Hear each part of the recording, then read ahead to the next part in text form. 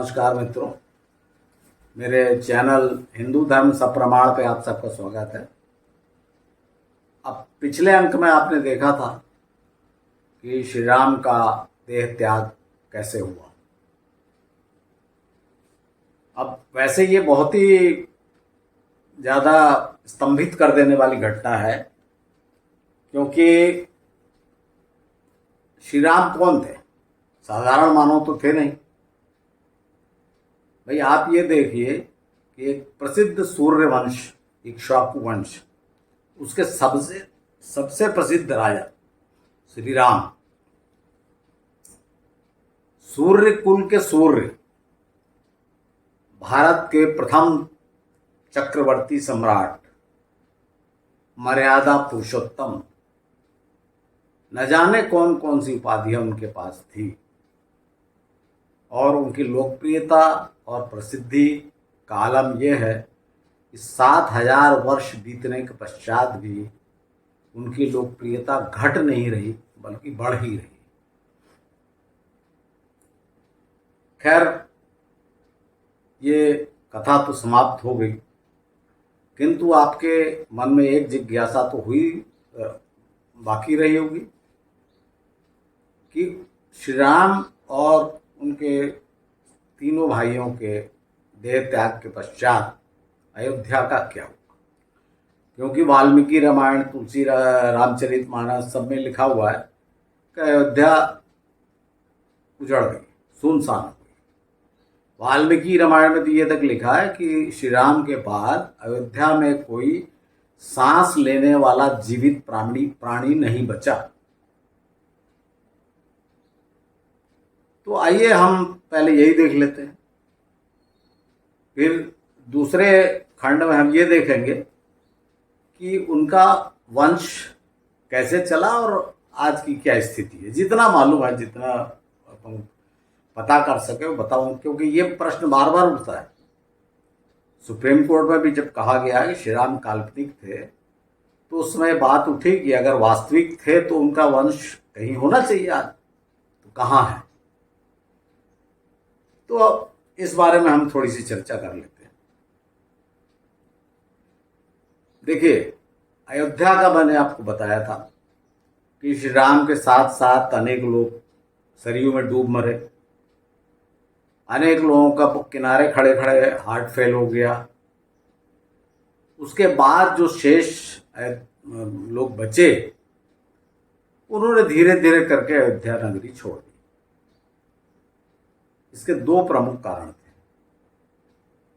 पहला कारण तो ये था कि लव और कुश दोनों ने अलग राज्य बनाया था, अलग राजधानी बसाई थी, और पिता की आज्ञा से वहीं रहते। हालांकि वे सब आ गए थे, जब ये बात सुने तो वो सब आए और उन्होंने अंतिम संस्कार, तो अब किसी का शरीर तो मिला नहीं, तो भी जो भी पिंडदान और श्राद्ध जो करते हैं वो सब किया, तिलांजलि दी, जो भी किया। लेकिन उसके बाद राजा के नहीं रहने से या कोई छोटा मोटा काम चला, अयोध्या राज्य तो था ही कुश के अधिकार में, तो उसके बाद धीरे धीरे ये राज्य, अयोध्या नगरी उजड़ गई, कोई बचा ही नहीं। तो इस प्रकार से अपन देख रहे हैं कि जो वाल्मीकि रामायण में वर्णन है वो ठीक है, थोड़ा अतिशयोक्ति तो अपन शुरू से देख रहे हैं, लेकिन वास्तविकता यह है कि अयोध्या नगरी उजड़। कुछ समय बाद, हो सकता है कुछ माह या कुछ वर्ष पश्चात, कुश को अपने पिता की और अयोध्या की बहुत याद आ रही थी। तो उन्होंने निश्चित किया कि अयोध्या को ही मैं अपनी राजधानी पर बनाऊंगा, और कुश अयोध्या आए और फिर से उसको बसाया, अपनी राजधानी बनाया। इस प्रकार से अयोध्या में इक्ष्वाकु वंश आगे चला। और जिस जन्मभूमि मंदिर, जिसको लेके अभी पिछले दिनों बड़ा विवाद हुआ कि भाई सिद्ध करो कि भाई यही जन्म स्थान था, भाई खुदाई के बाद वहाँ मंदिर तो निकल आया, इसलिए सुप्रीम कोर्ट ने डिसीजन दे दिया, लेकिन जन्म स्थान था ये कैसे सिद्ध करेंगे।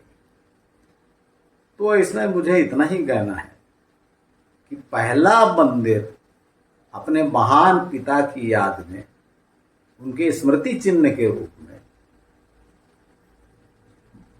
अयोध्या के राजा कुश ने बनवाया था।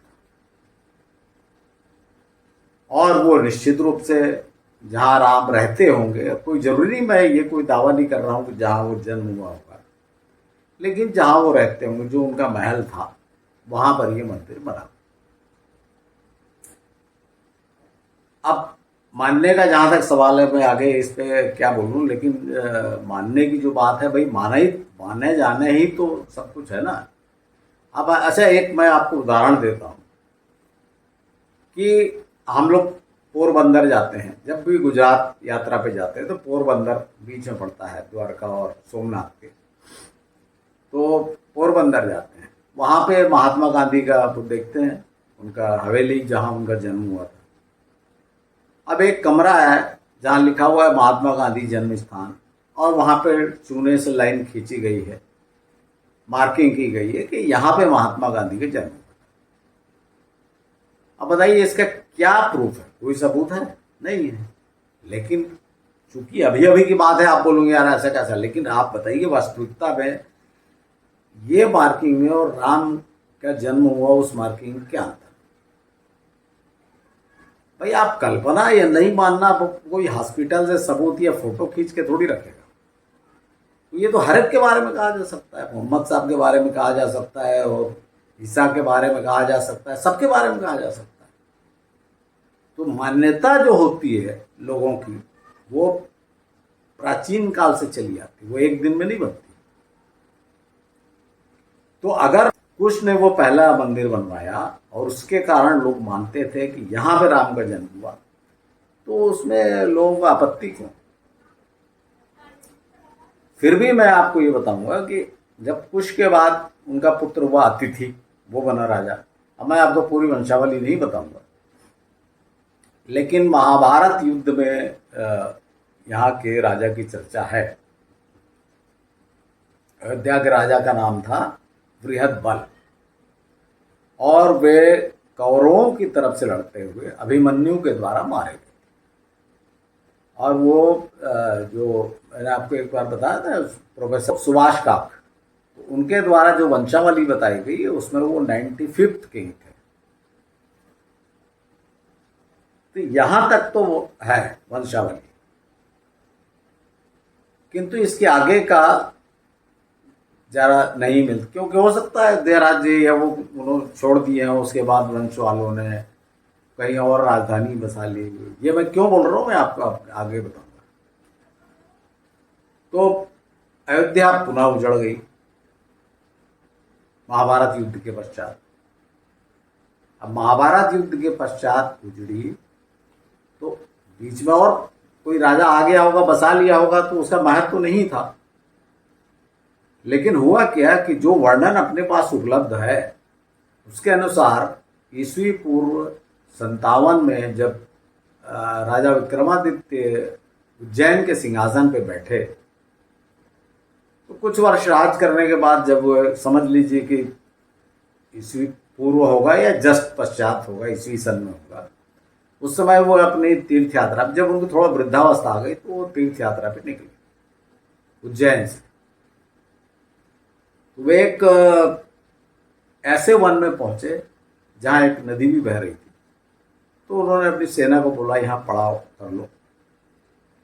तो वो स्थान उनको बड़ा अच्छा लगा, वहां बिल्कुल शांति का अनुभव हुआ। तो उन्होंने अपने सैनिकों को भेजा कि पता लगाओ भाई ये कौन सी स्थान है, यहाँ बड़ा अच्छा लग रहा है। थोड़ी देर के बाद उनके सैनिक आए, उन्होंने सूचना दी कि महाराज ये नदी के पार अयोध्या है, भगवान राम की नगरी, और यह तो सब उजड़ चुकी, कुछ थोड़े से गांव वाले हैं वहाँ, और कुछ साधु संत वहाँ रहते थे, पूजा पाठ करते थे। तो उनको बड़ा खराब लगा राजा विक्रमादित्य को, भगवान राम की नगरी का ये हाल है। तो उन्होंने गांव वालों से और साधु संतों से पूछ कर वहां फिर निर्माण करवाया। अब उन्होंने फिर से पूछा होगा, फिर गांव वाले बताए होंगे यहाँ जन्म स्थान था, महाराज कुश के द्वारा बनाया हुआ, इसको हम लोग अभी भी पूजा, आखिर पूजा करते थे तो कहाँ पूजा करते थे, वहीं करते होंगे, परंपरा चली आ रही होगी। तो वहां पर उनने फिर से मंदिर बनवाया। उसके बाद वो चले गए तीर्थ यात्रा, मंदिर बनवाया और भी कुछ संरचनाएं की वहां पे, उसके बाद वो चले गए आगे। बाद में वर्णन है फिर चंद्रगुप्त का, जो गुप्त वंश के थे शासक, चंद्रगुप्त द्वितीय जिन्हें कहा जाता है, वे भी आए। उनको पता लगा कि अरे ये अयोध्या है, फिर उजड़ गई थी अयोध्या। तो उन्होंने तो जो वर्णन के अनुसार वहां रह के कुछ वर्ष वहीं से राजकाज अपना चलाया, अयोध्या को बसाकर वहां से राजकाज चलाया। ये होगी ईस्वी सन 200, 300, 500 के अंदर, क्योंकि बाद में तो फिर बौद्ध धर्म और सब हो गया। गुप्त वंश वालों ने बौद्ध धर्म स्वीकार कर लिया था, आपको पता ही है। तो यहां तक वर्णन है। अब किसका बनवाया मंदिर चल रहा था, जिसको बाबर ने गिरवाया, ये सब बहस पढ़ने से फायदा नहीं है, लेकिन ये सब वर्णन है। और जो कहते हैं कि कालिदास अगर गिरवाया था बाबर ने, तो तुलसीदास ने अपने रामचरितमानस में वर्णन क्यों नहीं किया? तो रामचरितमानस ने आज गोस्वामी तुलसीदास ने ये वर्णन किया है अपने इसमें कवितावली, इस सब में वर्णन किया है कि भाई मीर बाकी, जो बाबर का सेनापति था मीर बाकी, उन्होंने कि मस्जिद गिरवा दी, ऐसा नीच खल सब तुलसीदास जी ने कहा है।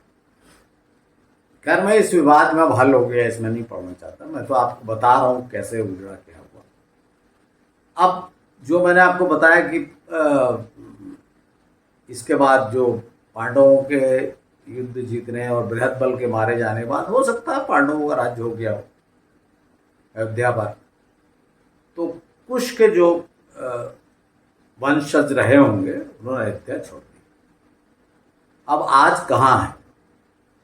तो ये अभी जब ये चल रहा था विवाद, तब बाद में जो जयपुर का कुशवाहा राजवंश, वो अपने आप को स्वयं को कुशवाहा बोलते हैं, कुशवाहा राजवंश जो राजघराना है, उन्होंने बताया कि हम तो कुश के वंशज हैं और हमारे पास तो पूरी वंशावली है, कि कुश के बाद अभी तक की पूरी वंशावली है। और यह हमारे यहाँ बहुत सामान्य बात है कि राजा राजघरानों में उनकी वंशावली रहती है। तो यह भी देखा जा सकता है कि उनके पास, उन्होंने तो प्रदर्शित किया था पत्रकारों के बीच। हो सकता है सुप्रीम कोर्ट में भी रखा हो, तो ये भी एक सबूत हो, मुझे नहीं मालूम। सुप्रीम कोर्ट में कहीं आया भी नहीं समाचार पत्रों में कि आखिर कितने सबूत, क्या क्या सबूत रखे गए सुप्रीम कोर्ट में, जिसके आधार पर सुप्रीम कोर्ट ने ये निर्णय दिया था। लव के वंशजों का जो श्रावस्ती में राज कर रहे थे लव, उसका कोई पता नहीं। हो सकता है छोटे मोटे राजवंश, देखिए चलते तो रहते ही हैं, अपने मूल ठिकाने से हट गए, और जब कोई प्रसिद्ध राजा नहीं रहता तो खत्म हो जाता है वंश, उसका महत्व। जैसे मुगलों का ही देखिए आप, बहादुर शाह जफर के बाद हमको कुछ पता ही नहीं, जबकि अभी फोटो आ रहे हैं कि वो कलकत्ता में रह रहे मुगल वंश की आखिरी शहजादी, वो अपना छोटा मोटा काम कर गुजर बसर कर रही। तो वंश तो चलता है, लेकिन उसका महत्व तो खत्म हो जाता है, क्योंकि वो राजगद्दी पे नहीं रहता, ताकतवर नहीं रहता, तो उसका कहीं कोई विवरण उपलब्ध नहीं होता। इसी प्रकार से भरत के दोनों पुत्र, जो तक्ष और पुष्कल, बस उसके आगे इस वंश ने कब तक राज्य किया, इसका कोई विवरण उपलब्ध नहीं, क्योंकि वो एरिया जो था, मैंने आपको पहले ही बताया था, गांधार लोग थे, गंधर्व जो थे, वो किसी की सुनते नहीं थे। जो आज के पठान है समझ लीजिए, पश्तून, पख्तून जिनको कहा जाता है। इसके अलावा जब विदेशी आक्रमण हुआ, जो खैबर पख्तूनवा जो कहा जाता है, खैबर दर्रा, खैबर पास, वहीं से सारे विदेशी आक्रमण होते थे। जो हिमालय और हिंदुकुश पर्वत के बीच में जो संधि है पास, खैबर पास, उसको खैबर पास कहा जाता, वहीं से सारे आक्रमण हुए ना, क्योंकि भारत में आने का केवल एक वही स्थान था जहां से पैदल सेना आ सकती थी। तो सारे आक्रमण, तो वो तो राज्य इनका पहले ही सामने ही पड़ता, तक्ष और पुष्कल का। तो निश्चित रूप से बाद में जो शाक हूण दुनिया भर की जातियों का आक्रमण हुए, उसमें कब कौन खत्म हो गया उसी में हिल मिल गए, कुछ अता पता नहीं है। लेकिन अभी कुछ दिन पहले आपने वीडियो में देखा होगा कि पाकिस्तान में एक हिंदू राजा आज भी हैं, जो लेकिन वो सिंध में है, कराची के पास, और वो किला जो था उनका राज्य वो इतिहास में प्रसिद्ध है, उसका नाम है अमरकोट। और ये अमरकोट इसलिए प्रसिद्ध है कि यहाँ जब हुमायूं भागा था शेर शाह सूरी के डर से, तो यहाँ के हिंदू राजा ने हुमायूं को शरण दी थी, और यहीं पर अकबर का जन्म हुआ। तो अकबर को बहुत लगाव था इस स्थान से, वो बहुत चाहता था कि मेरे अधिकार में आ जाए जो मेरा जन्म स्थान है। खैर वो इतिहास की बात है, आपको मिल जाएगी इतिहास में। और बस एक मात्र सूचना यह है कि पाकिस्तान सरकार ने जो पुराना अमरकोट नाम था उसको बदल के उसका नाम उमरकोट कर दिया है। अब शत्रुघ्न के जो वंशज थे वो तो मथुरा और विदिशा जो है दोनों जगह राज्य करते थे, जो उनके पुत्र थे बाद में उनके वंशज, तो इनकी वंशावली भी चल रही होगी। आज भी वहाँ के राजस्थान जाएंगे ढूंढेंगे तो मिल जाएगा। हालांकि मथुरा में तो बाद में यादवों का राज्य हो गया था, आपको पता ही है।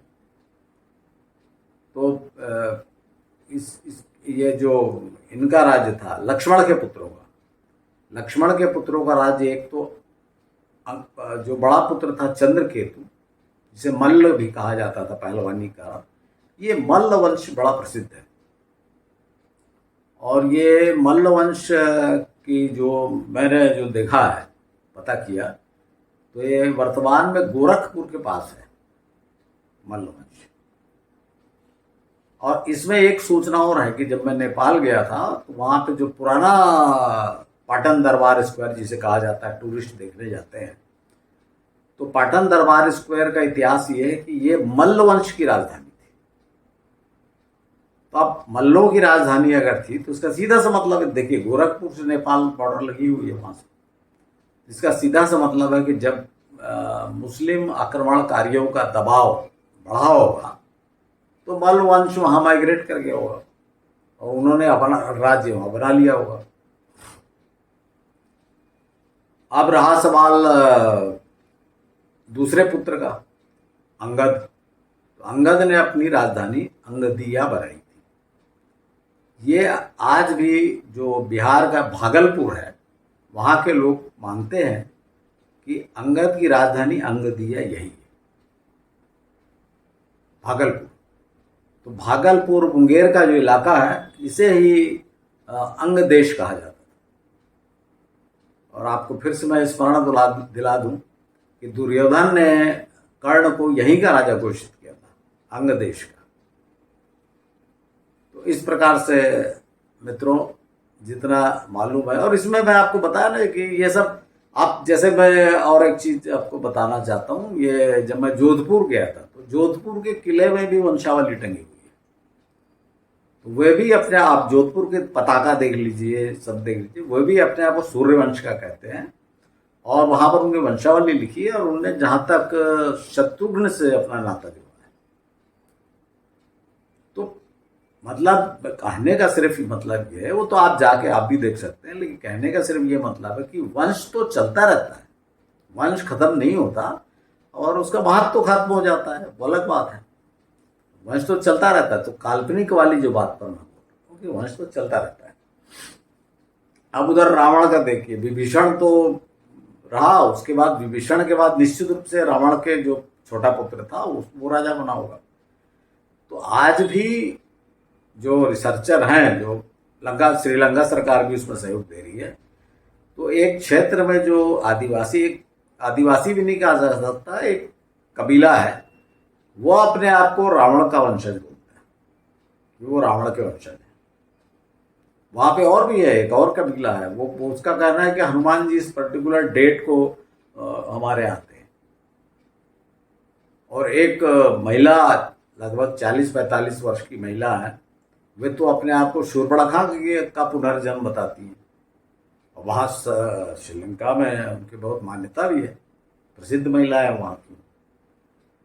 तो कहने का मतलब ये कि किसी को काल्पनिक कह देना है जैसे अंग्रेजों ने कह दिया कि ये तो कहानी कथा है, महाकाव्य है, कविता लिखी हुई है, ये गलत है।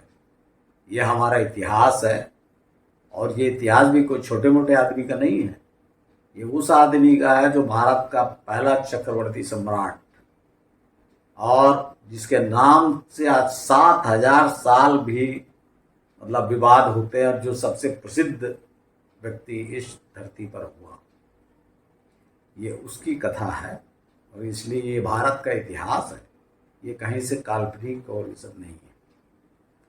दोस्तों, इतना कहकर मैं श्री राम की इस कहानी को विराम देता हूँ, और इसके आगे जो मेरी प्लानिंग है वो मैं अब हिंदू धर्म पे बोलूँगा, क्योंकि श्री राम पे बात करते करते जैसे मैंने आपको कुछ उदाहरण दिए, उन उदाहरणों में मुझे ऐसा कुछ कमी सी लगी बीच बीच में। हालांकि मैं शब्दों का वो एक्सप्लेनेशन पूरा देता गया, शब्दों का अर्थ बताता गया, लेकिन फिर भी मुझे लगा कि नहीं, पहले हिंदू धर्म बोलना था।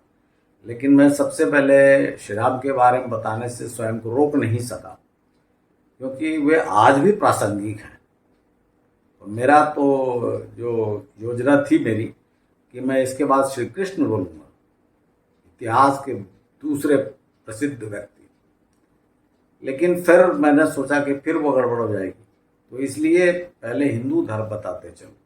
क्योंकि आपको कुछ लोगों ने मुझसे जिज्ञासा भी की कि जब आप राम के बारे में बता रहे हो, क्योंकि लोगों को, सब लोग ये सोचते हैं कि हमको तो श्री राम के बारे में सब मालूम है, तो वह मुझसे प्रश्न उन्होंने ये किया कि भाई आप हिंदू धर्म भाई, किसी का प्रश्न होता है कि भाई, और ये आप दूसरे धर्म वाले भी देखते होंगे, बहुत से लोग क्लेम करते हैं कि अरे हिंदू धर्म इतना पुराना नहीं है, अंग्रेजों ने कह दिया कि ईस्वी पूर्व 3000 में तो आर्य आए थे, और हिंदुओं का कहना है कि हमारा धर्म तो सनातन है।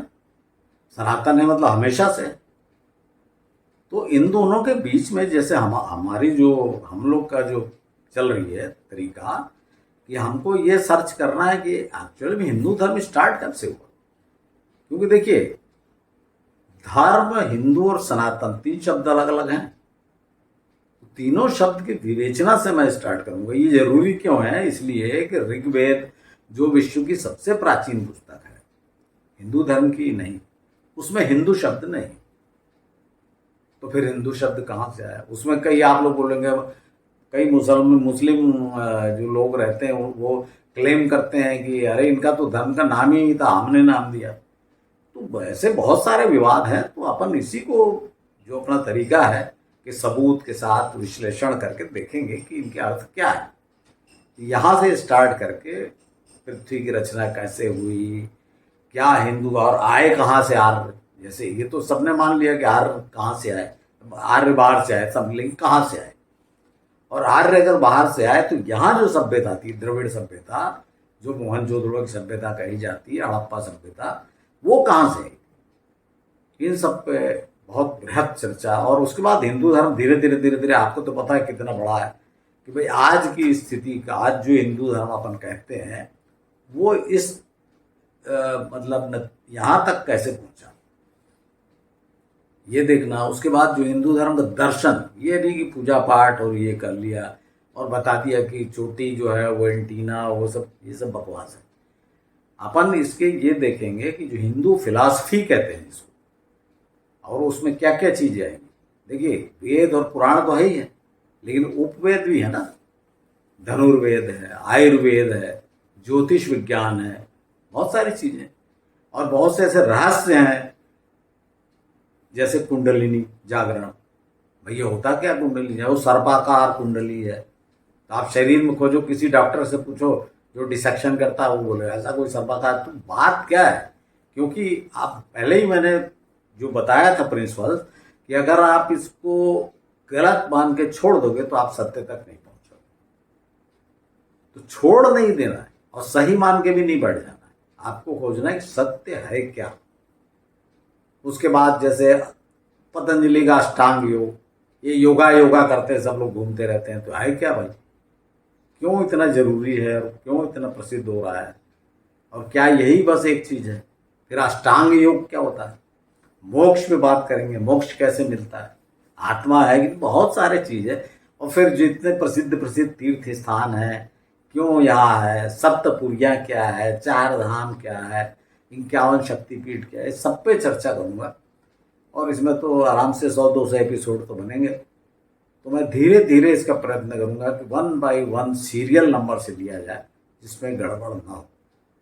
आशा है मित्रों आप मेरे इन वीडियो का मतलब जो हिंदू धर्म में बोलूँगा उनका भी इंतजार करेंगे। हालांकि इसमें कुछ समय लगेगा, बीच में कुछ ब्रेक लूँगा मैं दिसंबर महीना भर, क्योंकि मैं बाहर भी जा रहा हूँ। काठमांडू प्रवास रहेगा मेरा नवंबर भर पूरा। तो मैं आकर जब वीडियो बनाऊँगा तब फिर मैं ऐसी उम्मीद करता हूँ कि नए वर्ष में जनवरी में ये मेरा चैनल पे ये नए वीडियो आ जाएंगे। आप सबने जो श्री राम की जीवन गाथा सुनने में मेरा उत्साह बढ़ाया, सहयोग किया, उसके लिए बहुत बहुत धन्यवाद। नमस्कार।